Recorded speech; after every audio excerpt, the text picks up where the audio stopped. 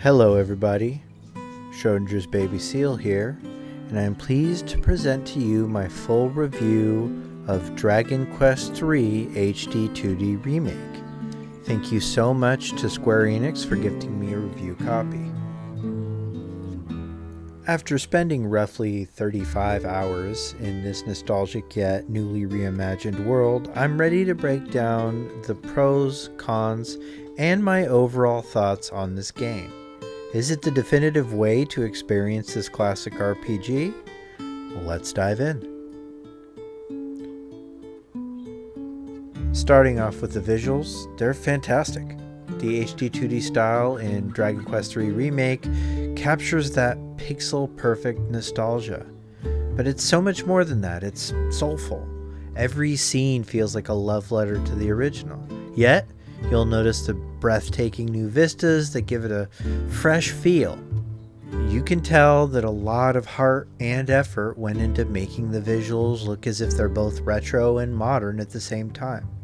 It is a true testament to Square's signature HD-2D visual style, which, full disclosure, I haven't been as keen on until this title. So if you're a fan of that classic Dragon Quest look, but want it amped up with a modern, colorful touch, well, you're in for a treat here. Let's move on to gameplay. Now, the original Dragon Quest III is a gem, but let's face it, it could be a bit dated in terms of convenience. The remake has come in strong with a whole arsenal of quality of life improvements. We've got fast forward options, an auto battle mode, and inventory sorting. All things that make exploring and grinding feel way more manageable and enjoyable. These updates are perfectly suited for both newcomers and veterans. There is also adjustable difficulty to allow a more scalable experience. And I gotta say, it is amazing how small tweaks can make a game from the 80s feel incredibly playable even in 2024.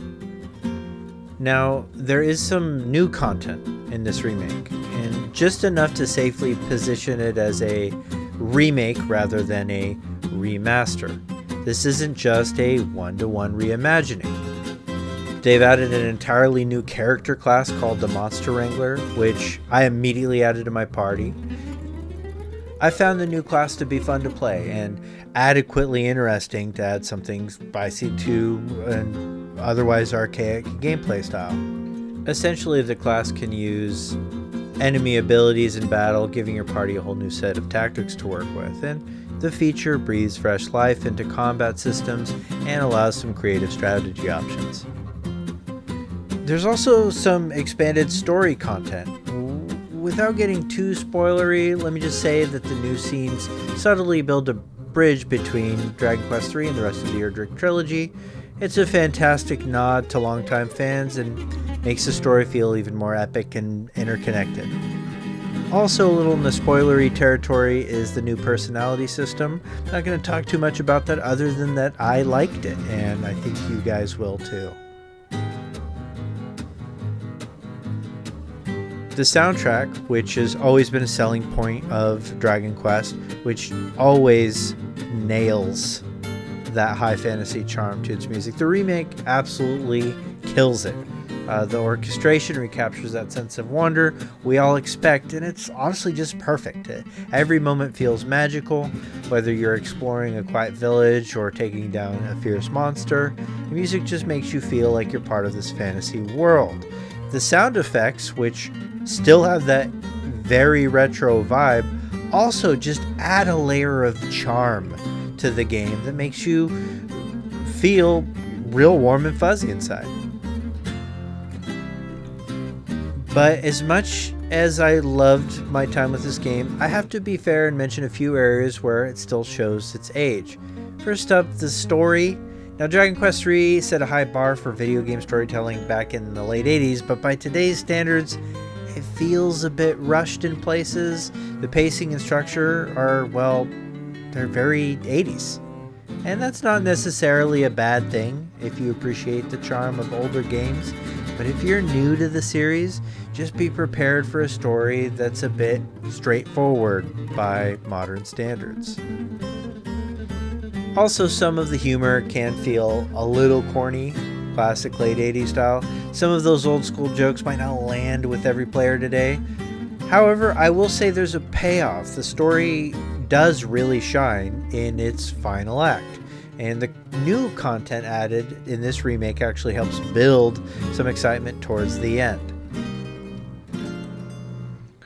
And then there's the combat. Look, I love me some classic turn-based battles, but the frequency of random encounters in Dragon Quest III Remake can get a little exhausting.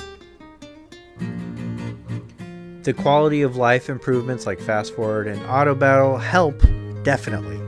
But if you're not used to a lot of encounters, it might test your patience. One more thing that's a little bit of a personal gripe for me more than anything else. I'm just not a huge fan of the choice to keep turn-based combat in first person. That's just a preference thing. We still get to see our character sprites enter combat, but as soon as battle starts, it switches to first person. And it doesn't impact gameplay much. Hey, might be something for developers to consider future remake.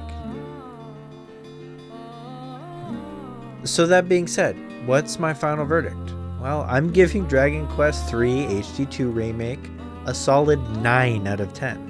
The game is easily one of the best fundamental remakes I've ever played.